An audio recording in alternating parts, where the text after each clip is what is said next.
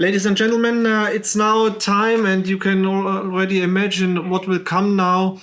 It's another edition of our little game Rapeseed for Experts, the small Rapeseed quiz by Raps Assistant on Air. Oscar, Elvis, are you ready for 5 small questions about rapeseed in Latvia? Okay, let's play. Why not? Great, then let's do. Definitely. Okay, first question. The production of winter rapeseed in Latvia increased in the last years quite a lot. Acreage, yield, so really a successful story. My question to you now is, what do you think? Production 2020 in Latvia, winter rapeseed, more or less than 400,000 tons?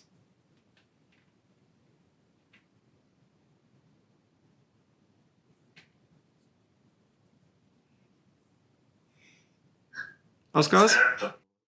I'm a little bit scared to give the wrong answer. I think a little bit less, yeah, maybe.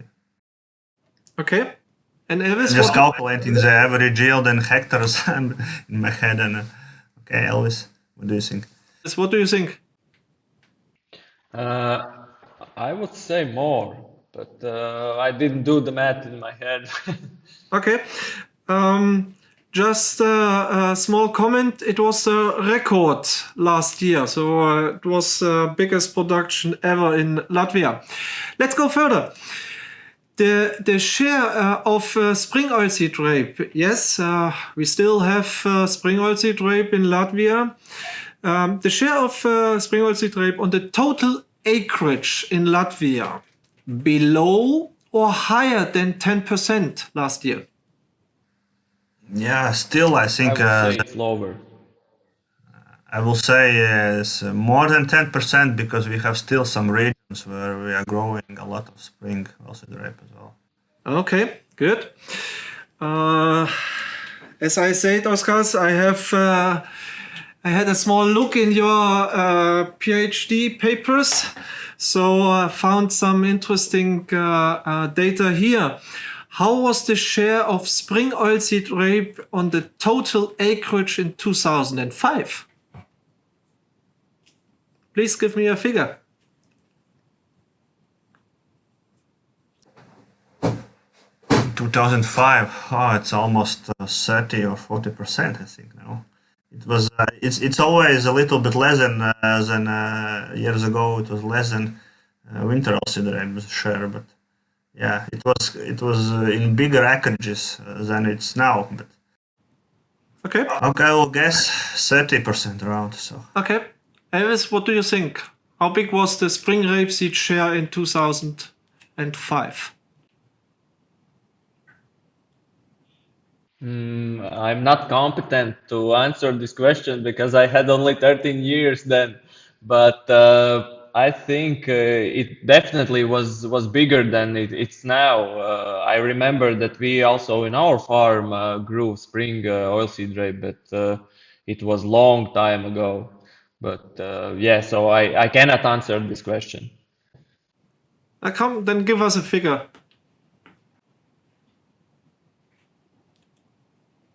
100,000 hectares. Okay. Next question. We have now in Latvia more or less 20 years of hybrids, and the yield of rapeseed of winter rapeseed in 2000. So more than 20 years ago, we had a level of 1.9 tons in average for Latvia. What was the average yield 2020 in Latvia for winter rapeseed?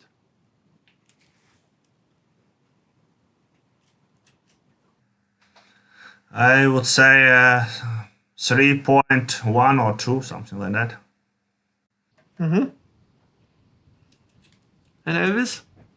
I would say 2.9. Okay. And last question. A little bit then more my business. The Community Plant Variety Office for the European market received in 2020 149 applications for new varieties. What do you think? How many of these applications were finally granted positive?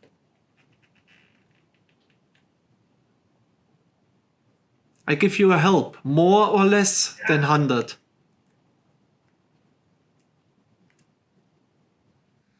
More. I'll say more. I would say less. Okay, great. Guys, thank you very much. It was a pleasure. And ladies and gentlemen, you know it. We hope that you enjoy a little bit this small game, and like last time, the answers will be presented in the coming days on our different Facebook channels.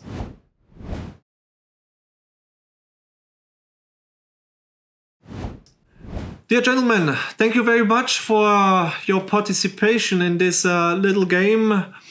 Let's come back to our topics, the main points for successful spring management. Oskars, you mentioned already at the beginning that you had some personal bigger experience with investigation of the fungicides and the effect of fungicides in autumn time. Me personally, now I would like to know from you, how is your position here for the spring applications, especially for the tough and stronger plant growth regulators? Actually, I was waiting this question, and it's a hard question. After I was finishing my studies, I was working in a university research farm for actually almost 12 years. And then we did quite much trials with different technologies, including different PGR applications as well. And be honest, the results were not convincing that the spring application worked every time. So it was quite hard to prove that the spring PGR effectiveness, and so I will answer very diplomatic. It's hard to prove yield addition using the spring PGRs in farm level as well. What can I say that our sowing technologies in Latvia is changing. We are using during sowing wider strips, 30 centimeters, sometimes even 50 centimeters. And when you use such wide rows, I think there are a lot of light and space for excellent plant branching without any PGR stimulation. That's my opinion. And I will say again, and we have to trust the plant again. This variety, that because as we know, rapeseed has excellent capabilities to build plant architecture for high yields, and then quite often during stem elongation there are a lot of stress for plants. Sometimes it's frost comes in during the April, sometimes some dry conditions on field, and when we want to use a spring PGR, we have to think twice before we do it, just because there's a lot of stress already for plants. From diseases point of view, normally there is no risk actually in this spring time in elongation stage. There are some exceptions when botrytis cinerea starts appearing, but it's very, very rare in Latvia. That's my answer, is not no, not yes, but something middle. Elvis, I would like to switch to you and to ask you this question as well. these fungicide applications in springtime, it is always this question between insurance on one side and this target for some positive effects on the other side. I can share with you some facts from Germany and Czech Republic. In Germany, they make such trials for fungicides in springtime, and they present that just 30% of these applications are profitable. And another interesting fact from Czech Republic is official figures show here that 50% of the farmers don't use fungicides in springtime. So both facts go more or less in the same direction as Oscar's already mentioned. But I would like to know from you as an agronomist in Latvia, what is your personal opinion here and how looks your strategy regarding fungicides in spring? As I already mentioned before, we use very intensive technology, and I risk with my farm's finances in the end. So we are going after high yields, and we use PGR in spring and fungicide as well, and micronutrients to keep plant healthy. I cannot risk to just miss one of these steps and lose some potential of the yield. But I can agree with you. Maybe it's the marketing of these plant protection companies that they promote their products and state that it will help. But I only trust actually on scientific institutions which publicly just show some results. That's what I trust. But yeah, I have spoken with my colleagues who by mistake have missed the fungicide application, and he has gained 30 euros per hectare that year, and his yield was the same as I got. But he after that mistake, he said that he wouldn't repeat it for the second time. He said it was pure gambling. He was lucky that year the disease pressure was low, and he wouldn't try it again. And also, I have spoken with other colleagues who has not the same intensive micronutrients strategy, and they also have the same or bigger or a bit smaller yield. I have to say it's not so certain. In farming, there are so many factors which all come together. It's Mother Nature, the soil, this technique, how we sow, or all this come together, and it's not so certain. That's why I look on it differently. If I have a good potential, I use maximum. It's vice versa. If I have no potential or it's weak plants, then I have to manage my inputs. I have to calculate all till the last cent, so that I wouldn't put extra for plants which will not produce so good yield. Elvis, you need to. I will add something. Elvis, you want to make some experiments with reducing the nitrogen, and have to make also these experiments without spring PIG application. So it will be quite interesting results. You mentioned that you usually look for high yields and that you drive intensive productions. I'm asking now myself, what does it mean? Do you look then for a one-step strategy, or do you also go with two-time fungicide application?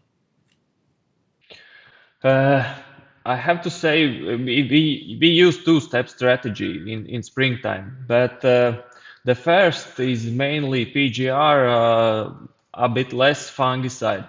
This year I'm planning maybe in some fields, as Oscar stated, I should cut the PGR, or I will try to use more fungicide than growth regulator in the first time.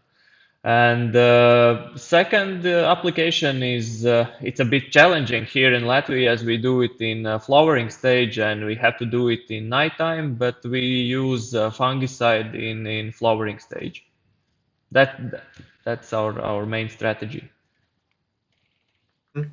Oskars, before we will switch then to next point, insecticides in springtime, I would like to know what is your standard recommendation for this application in spring?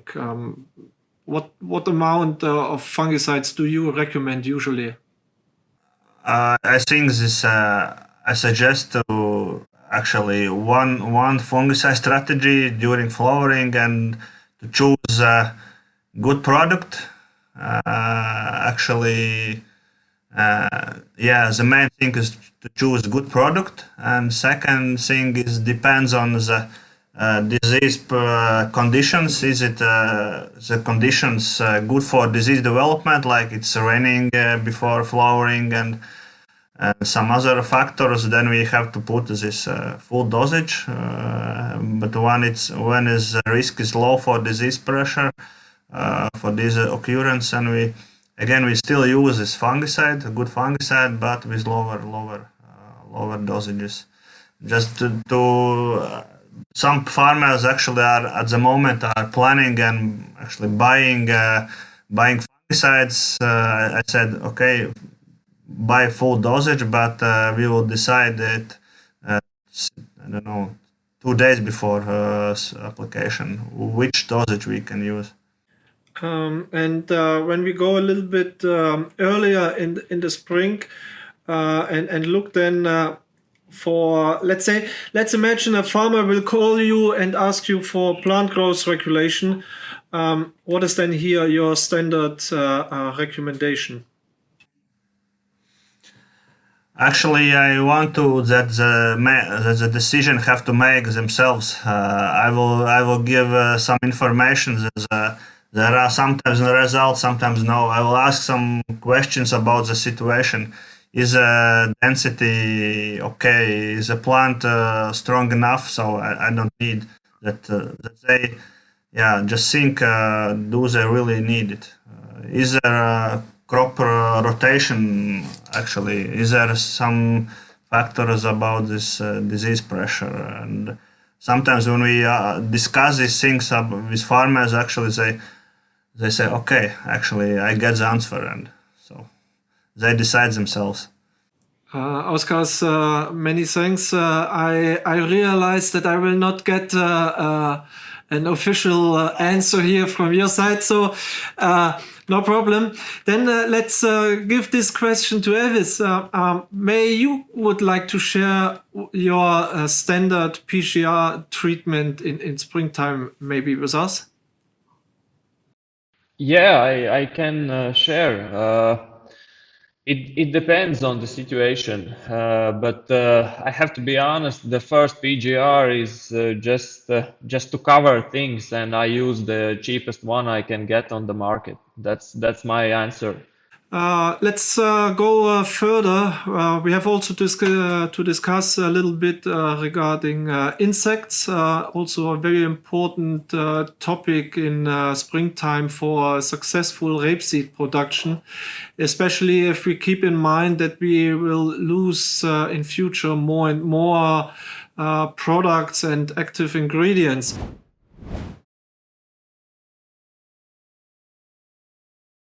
Now a new point is, we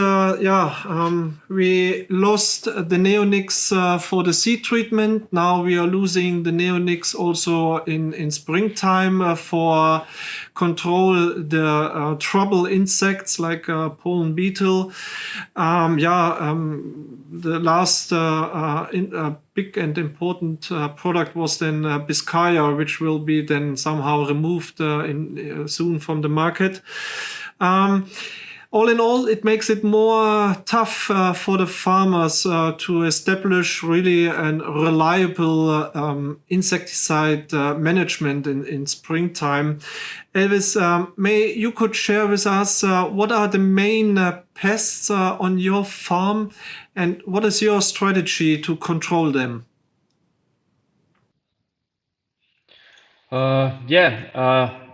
It depends on the year and weather conditions in the spring, but I believe the main pests are the same as they are in the whole European Union.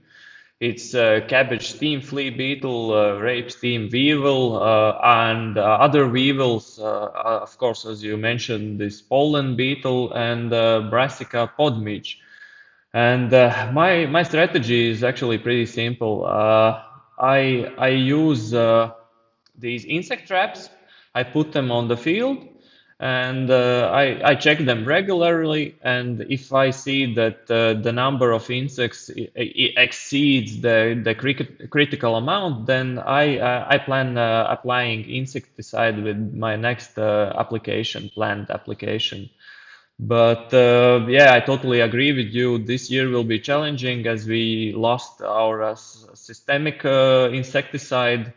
Yeah, it will be interesting, but I would like to take opportunity and to say for farmers, don't rush on fields with insecticides. Firstly, check if there are any insects. Don't listen to all agronomists who say just put insecticide there with each application. It's rubbish. You have to check if there is something to put it on. Definitely right. That is true. Oskars, would you like to add something from your side? In general, I like Elvis' strategy approach to problem solving using the traps and yellow sticky insect leaves. It's not so common between farmers. Actually, one thing we have to step on the field, literally go make observations during spring in critical times when the pest starts to appearing. Actually, we have to step on the field every day. Also, just to follow insects occurrence dynamic. One thing that cannot help farmers during those observations that there are quite lack of data about this thresholds or critical amount of pests in Latvia. That the real proven thresholds of pests, which I was mentioned, are unclear in Latvia. So it's easier for maybe chemical companies to say that we have just to spray, but when we have to make decision, it's very hard. And I think it's a huge problem when we think in terms of pesticide decreasing strategies as well. There will be some challenges: lack of products, lack of these thresholds. There will be wide research. There is wide research field for scientists during next years. I think the big hope is that they will come with some solutions. We are awaiting the solution from researchers, not from policymakers. Yeah, that's true. I think there's here now a very famous word for this total topic, integrated pest management, which is now somehow dominating here in the market. We, from our side, from the breeding side, we also try to find our approach and to find the way how we can support here this topic. And we established already now 2 years ago special trials where we check here the effect of different genetics on different insecticide strategies.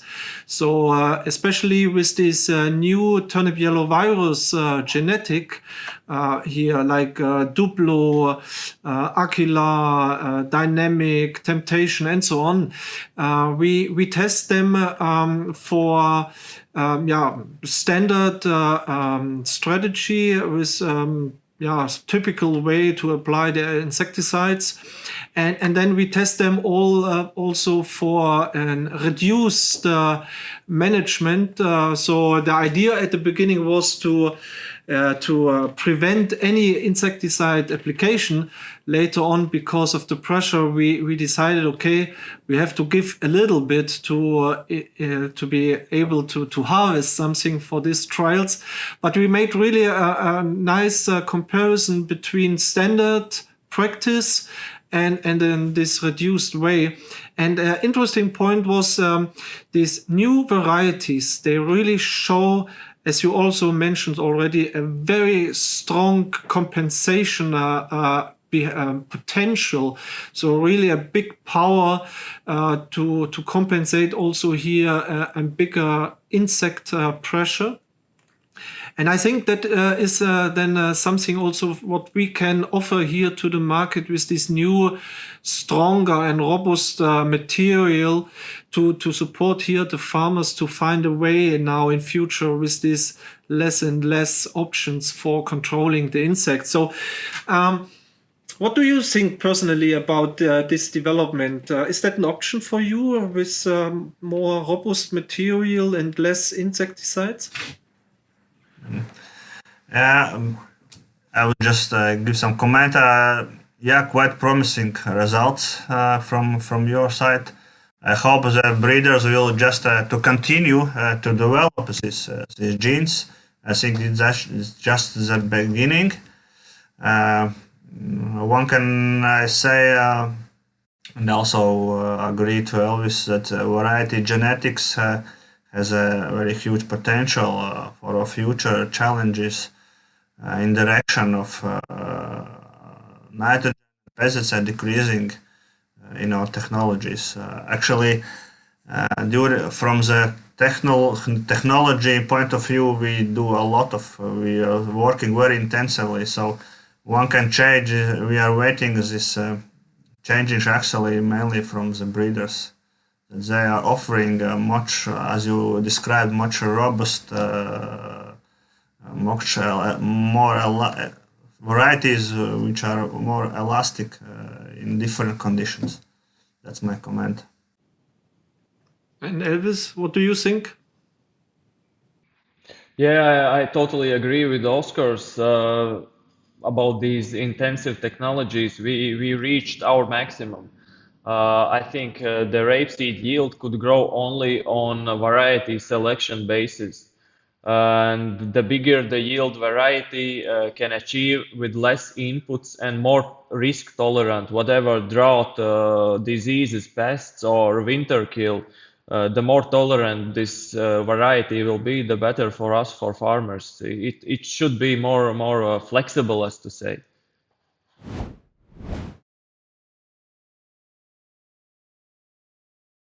Okay, guys, we're coming step by step closer to the end, but we should also take a few minutes to discuss the small details in the spring management. So let's have a look on the micronutrients.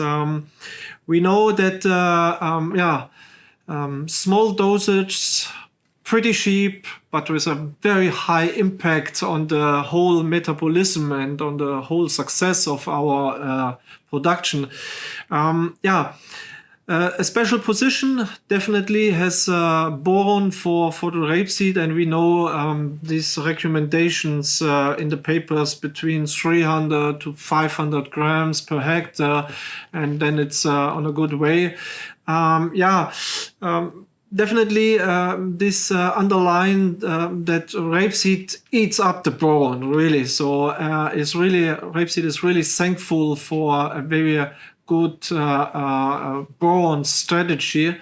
But just to put it in the sprayer and then it's fine. So easy is it not, especially if we think here on applications between boron and insecticides, and if we think on the pH value and so on. So there are some small fine tuning necessary.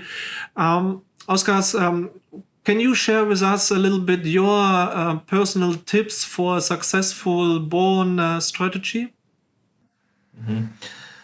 Yes, Rene, the boron is very crucial for rapeseed. And actually, farmers know these amounts as well. That's 300 to 500 grams per hectare. Some advisors say even 700 grams per hectare have to be used. Yeah, I suggest not to go with single micronutrients. Just remember that rapeseed needs a lot of more nutrients as well, like sulfur, magnesium, molybdenum, and some more. And as I mentioned, during this elongation period, when we are doing these applications, the micronutrients helps plant to go through these different stresses. Also helps to develop these yield organs. In common practice, it's 2 or 3 spraying foliar applications before last application in flowering. I suggest just to mix as much as micronutrients we can buy, because we actually, without any plant analysis, chemical analysis, we can't say which micronutrient at the moment is in deficit. So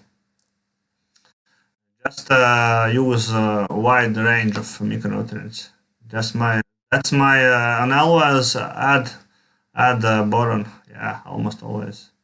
That's my suggestion. Yeah, makes sense.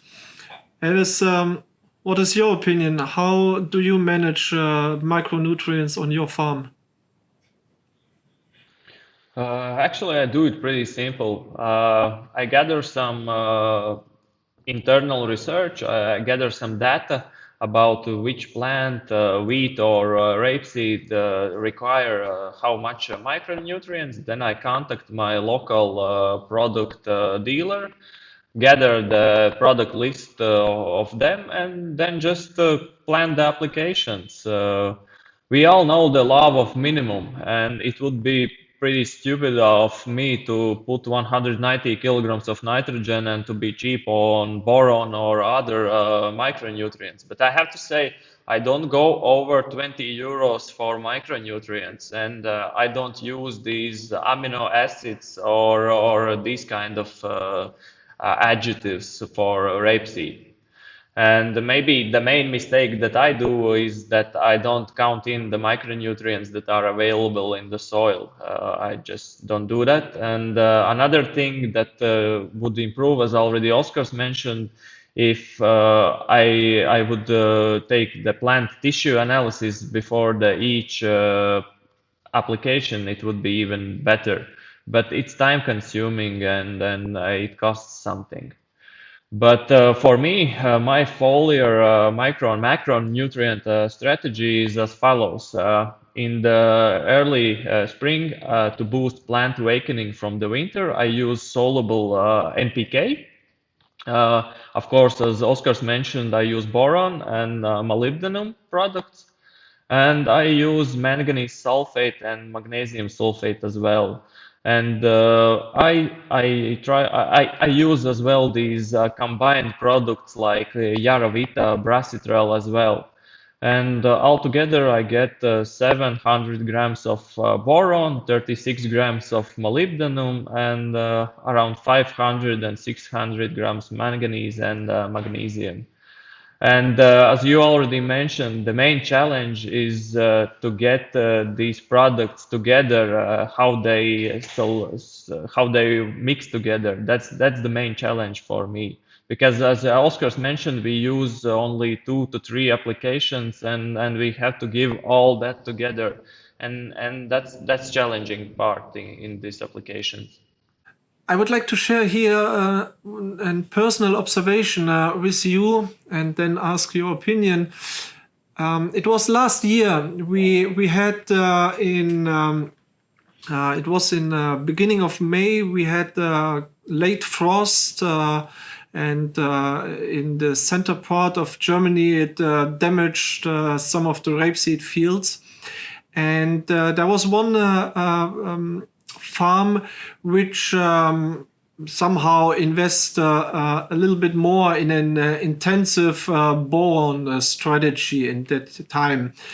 On the other side of the street, there was the neighbor also growing rapeseed and going like in normal with standard way of boron application. And then, as mentioned already, with this late frost, you could really see this farm with the intensive boron application.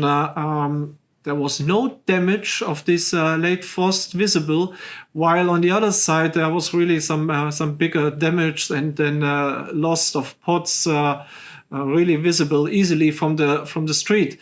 So I'm thinking now, is the boron application in springtime also increasing here the frost tolerance, like we are speaking about that before winter? Yeah, actually, when we look on researches, there are the evidence is that this boron is works for better frost tolerance is still also limited. This chilling temperatures in the root zone restricts this boron uptake capacity and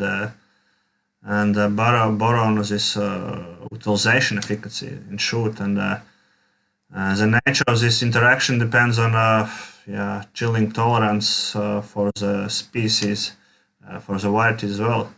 So again, like last year during the frosts in May, we had a lot of frost during the start of the flowering.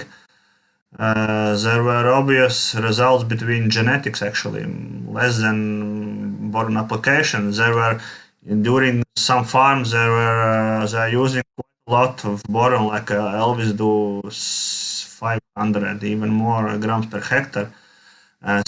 Some genetics were more tolerant, some were less to this frost. So I think again, when we conclude this discussion today, the variety and genetics are very crucial for this frost tolerance, maybe even more than this micronutrient boron. So that's my opinion. Oskars, Elvis, thank you very much for your time and for the participation here in our podcast. It was a pleasure to speak with you about your opinions and your perspective on a successful rapeseed production. And I think it was not only for me, also for our audience, very useful and very valuable data. What's going on in Latvia and how is it to produce successful rapeseed in Latvia. Ladies and gentlemen, we hope that you enjoy our discussion here today, and may we were able to deliver some benefits for you and your rapeseed in 2021.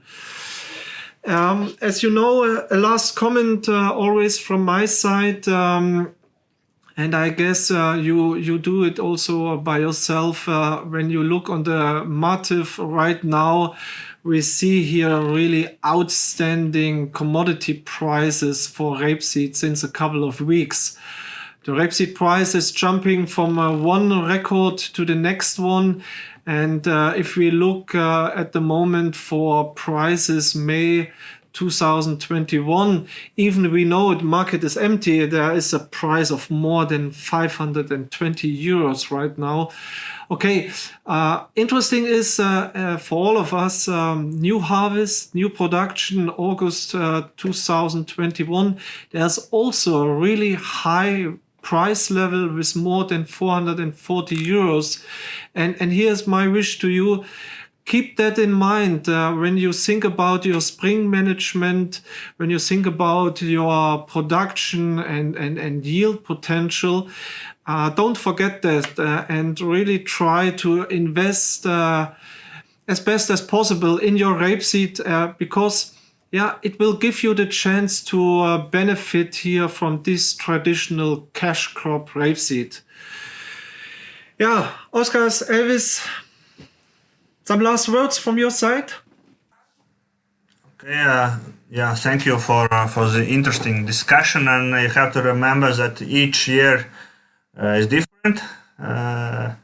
It means that we have to be smart and aware of challenges the season will bring, and remember that also during season it's the right time to choose next varieties for next season. Okay, thank you very much.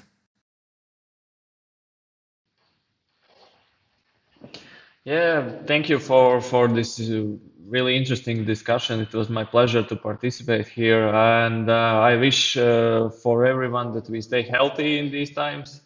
And I wish to meet you both in present in some field this year. And I wish for all of us, all farmers, that our fields will make us smile with pride this year and to have the best yield possible. Thanks, Elvis. Thanks, Oskars. Definitely at the moment, one of the most important things is healthy and that we come through this challenge as best as possible. Well, ladies and gentlemen, we are coming now to the end, and I want to repeat here myself. Please share your feedback with us. Please share your ideas, opinions, possible improvements, because we really would like to work on this style of our podcast in order to present you here a really high quality way of exchange of information for rapeseed. And of course, if you have some special wishes, if you would like to hear more about some special topics, just let us know and we will try to realize that in the next editions. Okay, enough from my side, enough for today. Ladies and gentlemen, rapeseed remain exciting, that's for sure. And we look forward to see you next time. Thank you very much. Your Raps assistant.